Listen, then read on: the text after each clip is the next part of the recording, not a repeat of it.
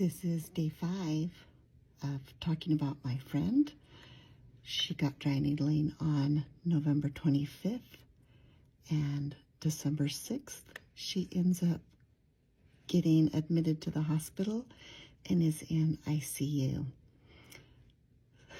So she ends up with bacterial meningitis. She has abscesses or infection on her hips and all the way up her spine and around her brain. I am told by the infectious disease doctors and the neurological doctors, who are both assigned to work on her, that the infection is bad. Had we waited 48 hours, additional 48 hours to get her to the ER, it was possible that she would have been dead. So anyway, they flood her body with antibiotics to try to fight the infection, because it is so bad. And if they don't, she will die right there. She is in severe pain, so they give her tons of pain pills. Throughout the time that she's at the hospital, she ends up getting sepsis, which means the bacteria has entered the bloodstream, but it's life-threatening. And so they call it sepsis. When she was sepsis, she ended up kind of going like out of it. She wasn't there really. They would come in and try to talk to her, wake her up all the time, ask who she was. They wanted to make sure she wasn't having a stroke. So they'd ask her questions like that, make sure she was okay. Sometimes when they'd ask her what her name was, she didn't know. And it would take her a while, or they'd ask, do you know where you're at? And it would take her a while to say where she was at, because she just didn't know. And it was scary being there, listening to her answer the questions. And then they would check her eyes. Every hour they were checking her. And she was on so many things. She had so many IVs in her because she had so many antibiotics, pain things, fluids, all kinds of things going into her body. So she started out on the ICU on the neurological floor, and the neurologists were the main doctors in charge of her, but the infectious disease doctors were also involved. And then later, after she went into sepsis, they moved her to the floor that the infectious disease doctors are in charge of, which was internal medicine. So they moved her to the ICU on that floor, and she remained there for a few days before they moved her again. And so while she was on that floor in that ICU, I happened to notice that they had her weight recorded as 201. And so I thought, well, that's strange, because we went to Hawaii the first part of November, and when we got back from Hawaii, she weighed herself at 175, which she thought was a gain at 175. So for it to be 201, I thought that's really strange, because she was basically not eating the week before she came into the ER, and now it's a couple of days that she's been here and she's still not eating. And so I thought that weight was really weird. So I questioned it, and when the doctor came in, and he says, oh, the nurses weigh her on the bed. Let's quickly see. So they put in the weight again, and she weighed 204, which was even higher. And they also had her as a diabetic. And I was like, she's not a diabetic. They're like, well, her numbers did come in showing that she's a diabetic. So anyway, that was news to me. So anyway, I thought, well, that's really weird. So when the doctors and the nurses left, I pulled back the covers, because I hadn't really looked at her. And I looked at her legs. They were huge. I looked at her stomach. She had a tummy before, but it was huge. It was not the Darda that I remember. And so I mentioned that. I said, she's swelling. Like, this is not her. I want you to know this is not her. So they started to worry that the infection had entered the heart and was causing problems with the heart. So they had to make her fast from liquids. They didn't give her any liquids or anything, fluids, no food, stuff like that, because they wanted her to go get what's called a TEE. I can't remember what that's exactly for. I'd have to look it up again. But it's basically a test on the heart to see if that bacteria has entered her heart and got on the valves.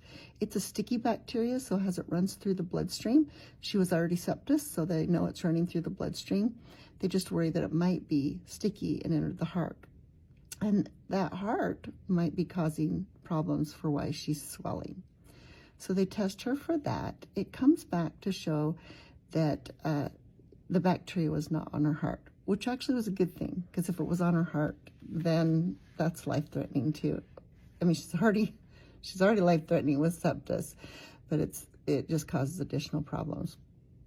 But then she turns jaundice. This is all happening over a course of some hours, days. My days are all mixed up now, to be honest with you, but she ends up going jaundice. Yellow. Her eyes, the white of her eyes is just yellow. Her skin is yellow. And I'm like, do I need to put her in the sun? And the doctors are like, no, that only is helpful for babies when they're born. But they test her gallbladder. So then they take her in, they look at her gallbladder, because they're wondering if maybe the duct to her liver and her gallbladder is blocked. But that comes back to show she did have gallstones, but none of them were blocking her duct. So they know that her liver's okay. Well, her liver's not okay right now. Her liver is not happy.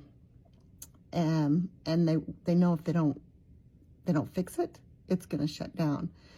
So what they do is they think it's got to be something else. So they think it's the antibiotic. So they switch her antibiotic and give her another antibiotic. Eventually, the next day, they test her. So they have to keep doing MRIs. The MRIs are the only way they can see the infection and see if it's grown. They do another MRI, 3 MRIs, one of her head, one of her back, one of her hips. It takes over 3 hours. And they had to do it in the course of 2 days because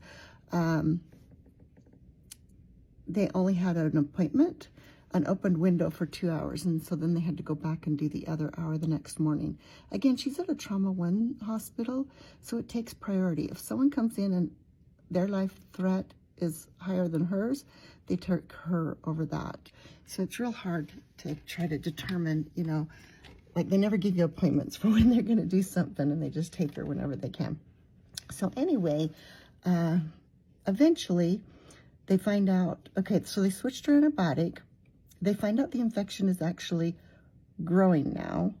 So they don't want to go back on the other antibiotic because now her liver's happy now with this new antibiotic, but they've got to give her 2 antibiotics. So now she's on 2 antibiotics to fight this. And because they had to keep fasting her, limiting her water and stuff like that, just to do all these different procedures that they were doing and tests on her. And they kept wondering if they needed to do what's called a spinal washout because the infection's so bad. So they went back and forth on the table of, do we need to do a spinal washout, which was when they bring an orthopedic surgeon in and they cut her entire back down and they scrape out all the infection. They bring in an orthopedic surgeon because sometimes the infection gets in the bone and they need to be there to scrape out that. There's so many risks with that, risks of paralysis, and she has use of her arms, but she did lose function of her left leg. So they were like, okay, well, the infection's taking over, so maybe the washout's okay. And again, they went back and forth, back and forth. One day they were like, we're doing the washout today. And then they'd come back and say, we're not going to do the washout. It was crazy. And then they're like, we think we're going to try on the one abscess that's on her hip and drain it. They eventually do drain that one. At first they couldn't, but then when it got bigger, they were able to actually go in. That drain had to be guided by a CT, so radiologist was involved, because just to do the drain, there was nerves, her bowels, blood vessels. It wasn't like a straight line to get to that. They had to weave into it to get it and drain it. And she had that drain for about 3 days on her body.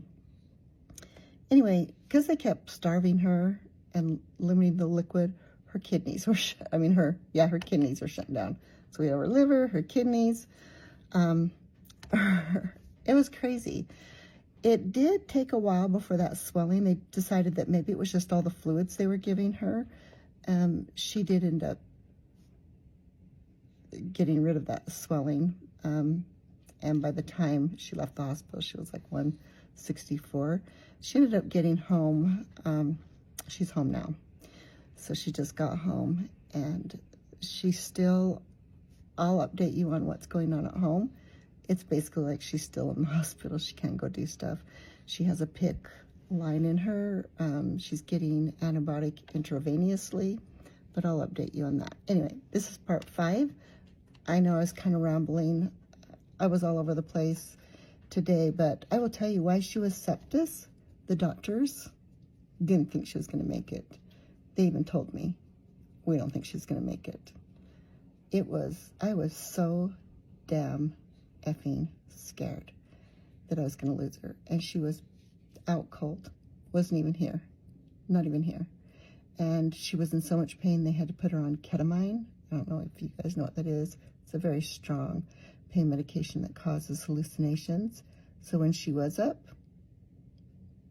she wasn't talking like normal. She was seeing things, and it was crazy. She did see her dad, who has already died, and she did see her mom, who has already died. Her mom did talk to her. Her mom told her that everything was going to be okay. Her dad didn't say a word. Anyway, that's scary. I was scared. I'll update you some more. And again, sorry I was all over the place. And this is kind of long. Sorry.